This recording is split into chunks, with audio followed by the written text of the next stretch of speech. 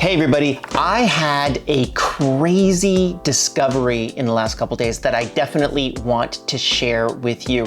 Here's the thing, there's been so many people right now that have been trying to figure out how many people are actually working remotely. And I've seen about 5 or 6 studies that have come out over the last couple months due to COVID, and they've all had very different definitions. Some have said 55% are working remotely, some have said 65% are working remotely, some have said 30% are working remotely, and everything in between. But I think I have figured out the most definitive data source, so I wanted to show this to you right now, and I wanted to show you also how you can find that information as well. So I've got my computer right now, and one of the most interesting things that I've seen while looking at this whole crazy coronavirus thing is that Google News has one of the best data visualizations and data collection methods for collecting information on coronavirus cases.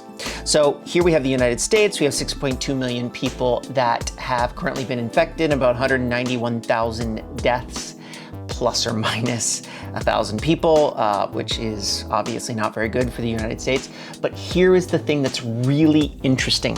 When you scroll down throughout all of their data sets, you're going to be able to see their mobility data sets. So they have all of these smartphones that are literally tracking everything that you are doing. They're tracking when you go to work, they're tracking when you go to the store, they're tracking when you stay at home.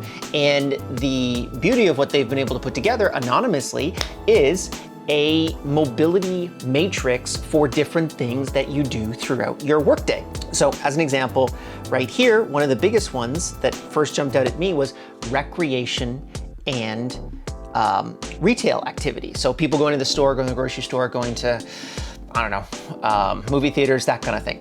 So you can see it was a little bit above baseline before we jumped into COVID, which was obviously because the economy was doing relatively well. Then we see a complete cratering, and we see a relative resurgence, and we're probably sitting at about minus 8% of the retail and recreation activity that we were seeing before COVID actually hit. Same thing with groceries, we're almost back up to normal.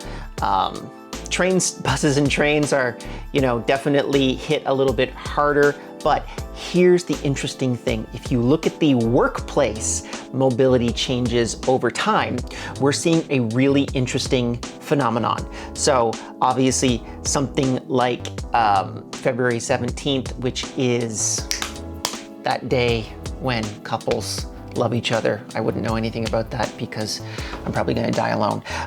But when Valentine's Day. So I think February 17th is Valentine's Day.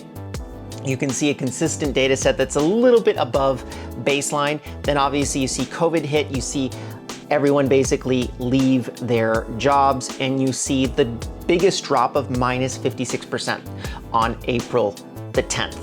And you're starting to see a small rebound, right? You're starting to see like May 25th is a major US holiday. Obviously, July the 4th is a major US holiday.